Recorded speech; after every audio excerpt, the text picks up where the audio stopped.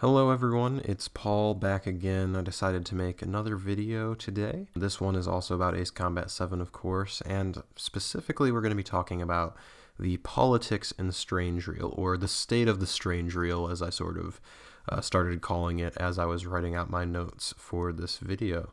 So a lot of questions have been asked recently about what the state of the political climate is like in Ace Combat 7.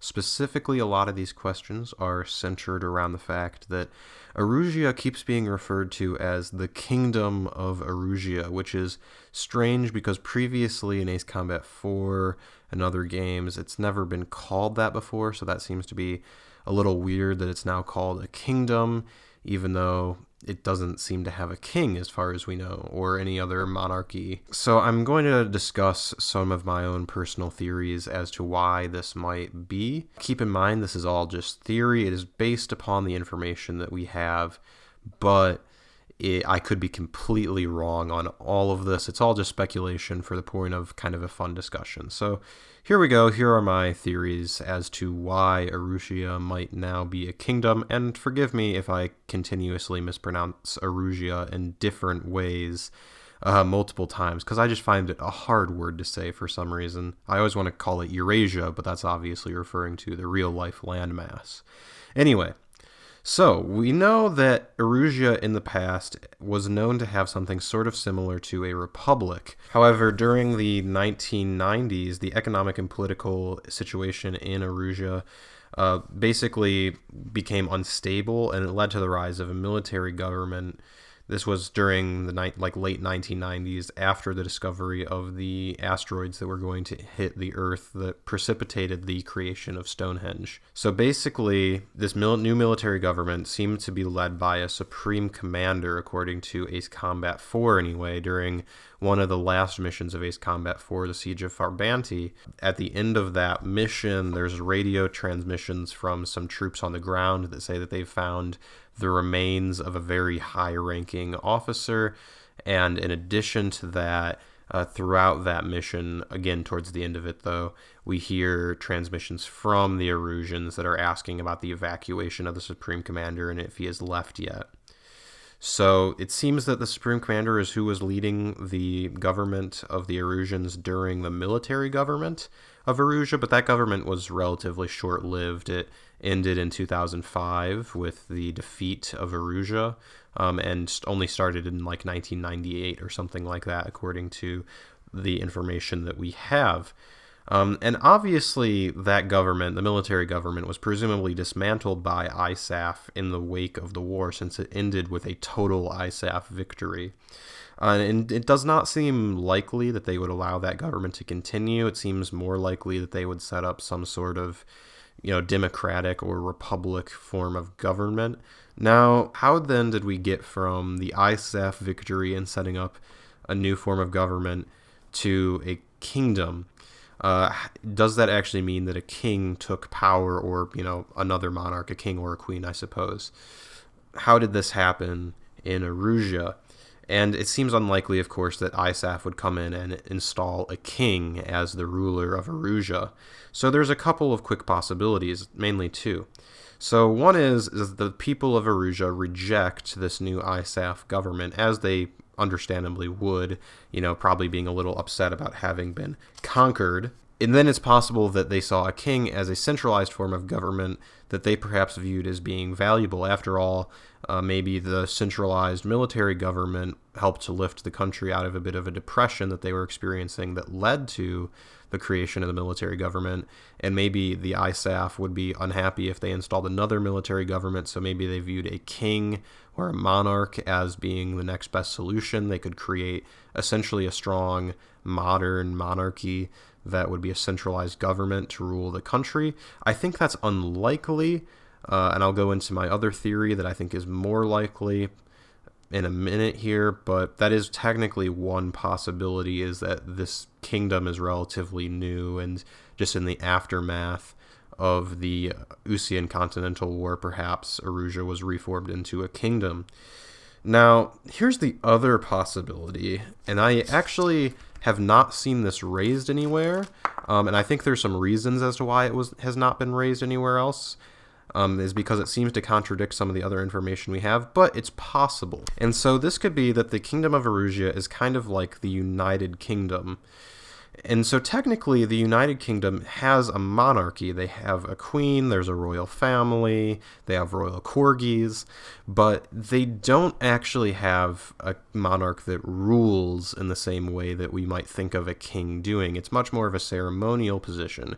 Now, the monarchy can be influential in the politics of the United Kingdom, but they're not really a deciding power anymore. They just kind of do some ceremonial signing off on things every once in a while. There's some ceremonies that'll happen that are technically officiated by the monarchy, but they don't really have real power in the same way that they used to. Now, there is one reason why I think this is unlikely in the case of Eurusia, which is that Eurusia is not historically known to have a monarchy like the United Kingdom does. So, the United Kingdom obviously derives its monarchy from England, technically, which is a part of the United Kingdom. And England had a monarchy that actually ruled for a long time, for centuries, for going back literally more than 1,000 years, I believe. And so it makes sense that this royal family continues and is kind of viewed in this semi-reverent state because it has so much history over the island.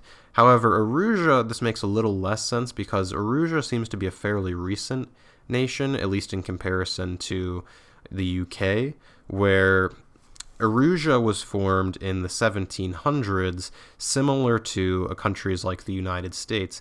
So the Eurusian continent, as far as we know, was colonized by settlers from Sapin and on the Ocean continent, and they came over and colonized Eurusia in a similar way that Europeans colonized North America and Australia and South America. So then these various colonies at various points either declared their independence, fought wars of independence, or peacefully seceded later on, similar to how colonialism fell apart in our world. So as far as we know, according to Asapedia, Eurusia seceded in the 1700s and formed its own nation at that time, but was apparently a republic form of government, similar to, again, the United States. So as far as we know, it doesn't make sense for them to have a monarchy historically. Now here's the other possibility, which is the fact that our history concerning Ace Combat that far in the past is very thin, and it's entirely possible that it might be revised on the fly. And honestly, we have hardly any idea of what exactly history was back then for the Ace Combat universe in Strange Reel. So it's possible that we'll just get it explained away as when Eurusia declared independence, they decided to become a kingdom straight away instead of some sort of federation or democracy. And that's entirely possible that what we then see is that over the next couple hundred years, the monarchy is ruling, starting in the early 1700s and continuing perhaps until the early 1900s, and then maybe in the 1910s or 1920s or 30s, the monarchy, maybe due to public opinion or the will of the population, decides to remove itself in large parts from power, allowing for the establishment of more of a republican or democratic form of government, and then basically a Republic of Eurusia would form, but might still be called a Kingdom of Eurusia, despite the fact that it's technically now a republic or a democracy instead of a direct monarchy. And then, that republic would be dismantled by the military government sweeping into power in the late 1990s. And then that power would be destroyed by the ISAF in the mid-2000s or the early 2000s. So, yeah, that seems to be my theory anyway, that perhaps there's just a historical king and the Kingdom of Eurusia simply refers to the kingdom as in the United Kingdom is now. And I would be willing to bet then that there is a king still, there is a royal family in Eurusia, but maybe they play more of a ceremonial role. The other thing is that perhaps after the ISAF victory, people of Eurusia looked back to their monarch as a traditional form of government. if indeed there had been a monarchy there in the past. And perhaps that's now what the situation is, that the kingdom has in fact returned to be a bit more of a real monarchy, because they may have had a historical king, and if the royal family was still around, they may have decided to ask them to essentially step into more of a direct power role instead of just a ceremonial role. Again, this all seems unlikely, but it is possible, and we're just trying to explain how it is that the kingdom of Eurusia is indeed called the kingdom of Eurusia, sorry. So the last and least satisfying answer might just be, it might just be called that for no real reason. It might not be a monarchy at all. So that's all I've got, guys. Thank you for watching the video. I hope you enjoyed it. I'm not sure if I'll keep making videos. Again, the original video I made, the Ace Combat 7 trailer breakdown, was originally meant just to be kind of a one-off, but then it got surprisingly popular, and there were people in the comments asking for more videos, so I decided to go ahead and make this one as well. So anyway, thank you for watching, everybody. I hope you enjoyed the video, and I hope that everyone has a nice day.